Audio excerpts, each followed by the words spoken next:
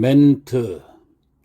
시의 길은 쭉 뻗은 고속도로나 아스팔트 길 같은 것이 아니다.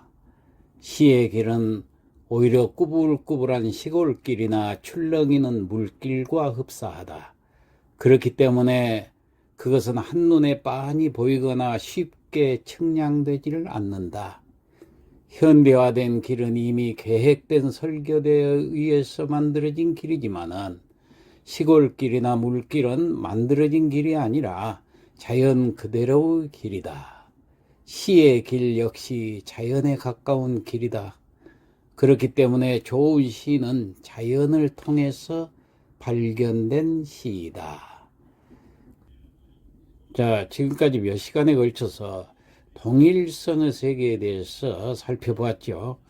오늘도 동일성의 세계와 현재화에 대해서 살펴보도록 하겠습니다. 먼저 시는 동일성의 세계를 추구한다고 했습니다. 어린 시절에 동물원에 가면은 그저 동물들의 모습이 신기하게만 느껴졌는데, 나이 들어서 동물원에 갔을 때는 모든 동물들이 마치 나 자신인 것처럼 느껴졌습니다. 서로 이를 잡아주는 원숭이 부부의 그 알뜰살뜰한 모습은 마치 우리 노부부의 사는 모습처럼 보였고, 울에 갇힌 사막여우가 끊임없이 반복해서 울타리 안을 맴도는 모습은 일상에서 벗어나지 못하고 똑같은 패턴으로 생활하는 내 모습처럼 보였습니다. 이러한 동물들을 보면서 이 동물들이 때로는 내가 되었고, 내가 또 이 동물처럼 느껴졌어요. 서정시는 바로 이처럼 동일성 원리에 의한 은유적 세계관을 가지고 있는 것입니다. 자의 세계가 은유라는 기법을 통해서 동일성을 형성하면서 하나의 세계로 통합된다는 것을 깨닫게 됩니다. 이때 자연과 사물은 인식 대상으로서 차가운 어떤 물질이 아니라 나와, 그러니까 시인과 대화할 수 있는 의미 있고 가치 있는 존재가 되는 것입니다. 이러한 과정에서 대상을 보면서 자아의 그 감정과 정서가 노출되게 되어서 이를 옮겨 적은 것이 바로 서정시가 되는 것입니다. 자, 결론적으로 말하면은 자아하고 세계가 동일성을 유지하면서 합일점을 이루는데 투사와 동화 두 가지 방법이 있다고 지난 시간에 우리가 살펴봤죠.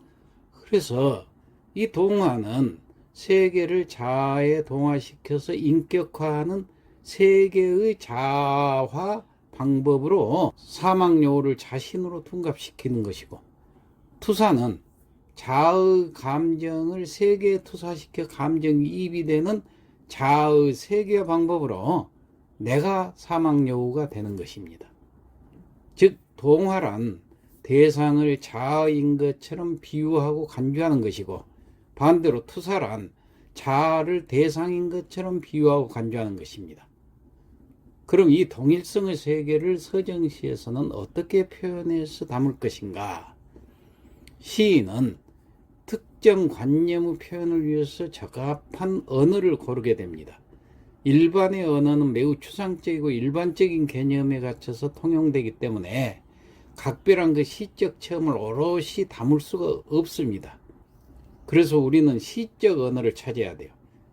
바로 시적 언어라는 것은 이미지에서 찾아야 됩니다.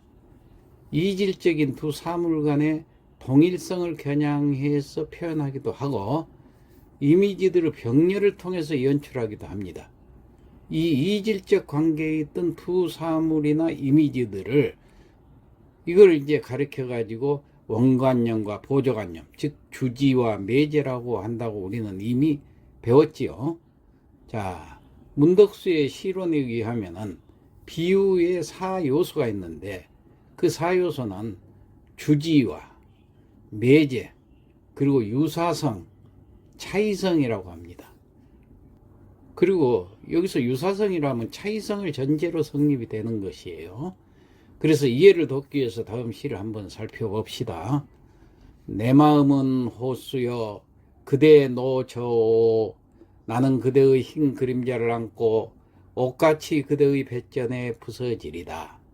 내 마음은 촉불이요 그대 저 문을 닫아주어 나는 그대의 비단 옷자락에 떨며 고요히 최후의 한 방울도 남김없이 타오리다.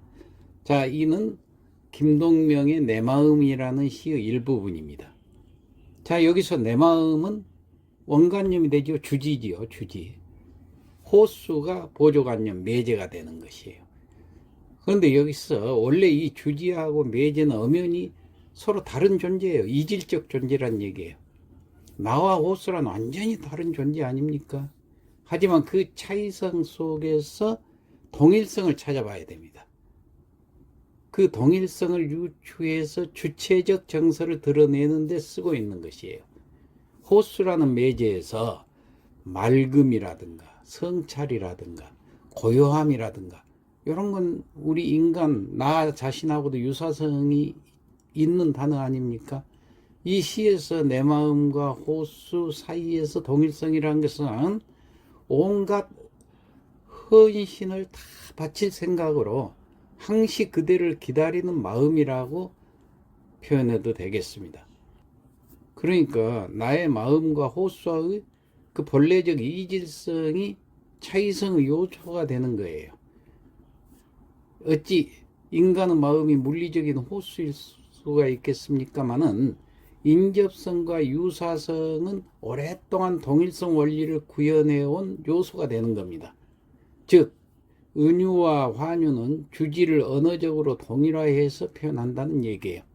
그뿐 아니라 화자와 청자, 시적 대상과 화자 사이에 동일화를 이루고자 하는 것입니다.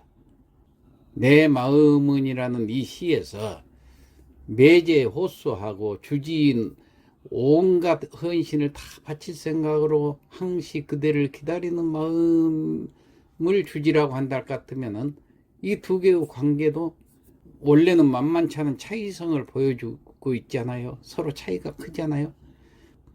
그 차이로 해서 오히려 시적 풍요로움이 더해지게 되는 거예요. 그러니까 동일성과 차이성, 이 둘은 시뿐 아니라 모든 언어 활동의 두 축이 되는 거고 날이 갈수록 차이성의 중요성이 부각되고 있다 할 수 있을 것입니다. 그래서 시인은 차이성을 가지고 동일성의 세계를 추구한다 이렇게 얘기를 하는 겁니다. 그러니까 호수하고 나하고는 아무 관계도 없는 차이가 있지만은 이 차이를 어떤 동일성으로 서로 만나게 해주는 거예요. 시가. 호수가 잔잔한 것처럼 내 마음도 잔잔해지면 서로 동일성이 되잖아요. 사막여우가 쳇바퀴 돌도 도는 것하고 내가 쳇바퀴 돌도 직장생활을 하고 있는 것하고 서로 동일성이 느껴지면 사막여우하고 나하고 차이성이 오히려 동일성으로 만들어지는 거예요. 이걸 표현하는 것이 시다. 그래서 시는 동일성의 세계를 추구한다. 이런 결론을 지을 수가 있는 것입니다.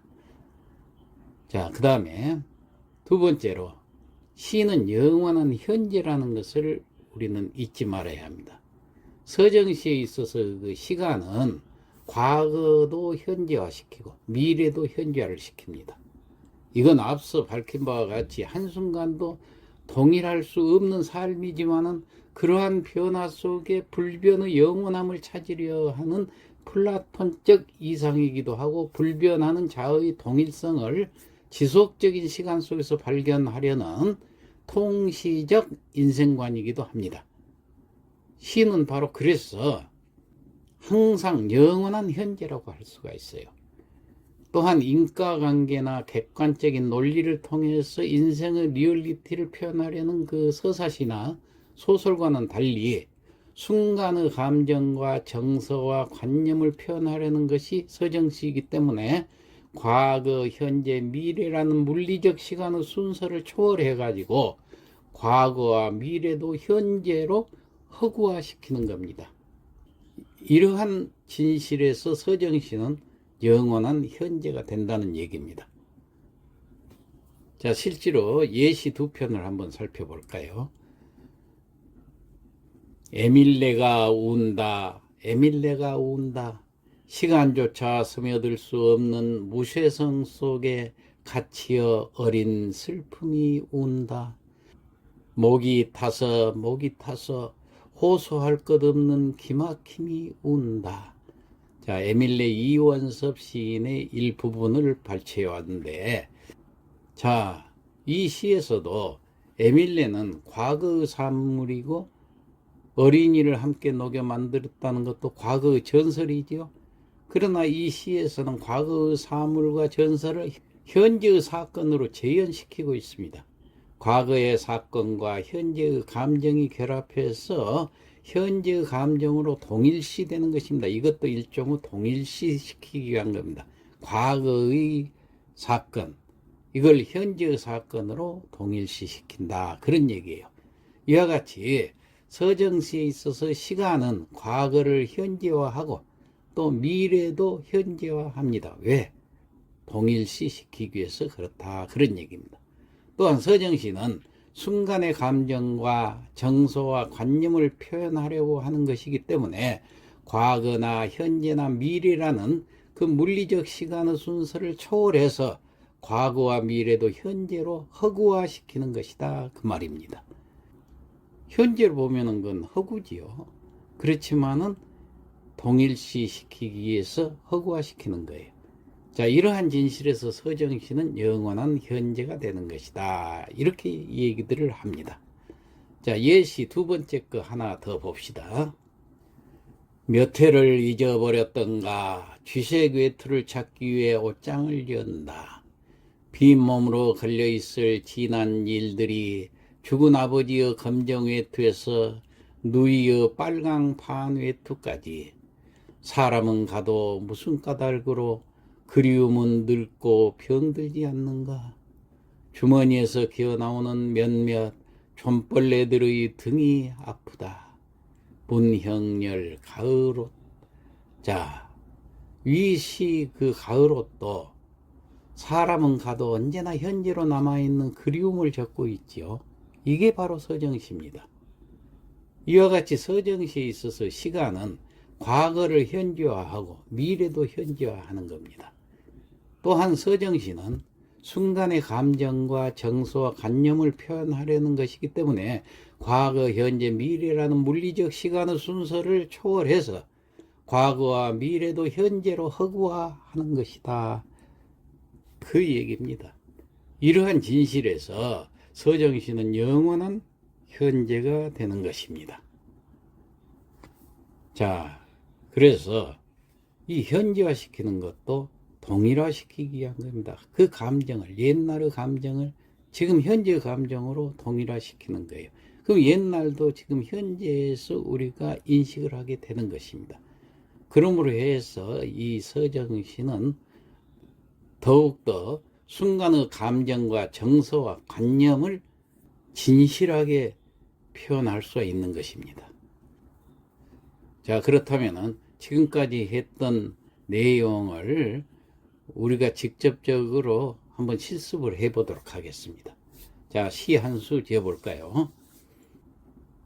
징검돌 인생 고두석. 읍내 장날이면 마을 앞 징검돌을 건너야 한다. 한 발짝씩 내디딜 때마다 우리 모두 조신해지는 삶. 말이 많던 사람도 말을 그치고, 화가 난 사람은 화를 풀고, 술 취한 사람도 몸을 똑바로 가누고 조심조심 건너던 발걸음들, 물살에 떠내려가지 않으려고 위태롭게 살아나온 날들. 우리 마을 사람들은 노두 앞에서 인생을 익힌다.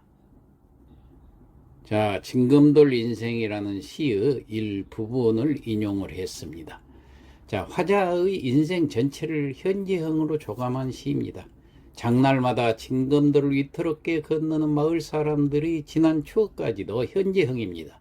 이와 같이 서정시에 있어서의 그 시간은 과거를 현재화하고 미래도 현재화합니다. 또한 서정시는 순간의 감정과 정서, 관념을 표현하려는 것이기 때문에 과거, 현재, 미래라는 물리적 시간의 순서를 초월해서 과거와 미래도 현재로 허구화하는 것이라고 했습니다. 그래서 서정시는 영원한 현재가 되는 것입니다. 자, 이상 마치겠습니다.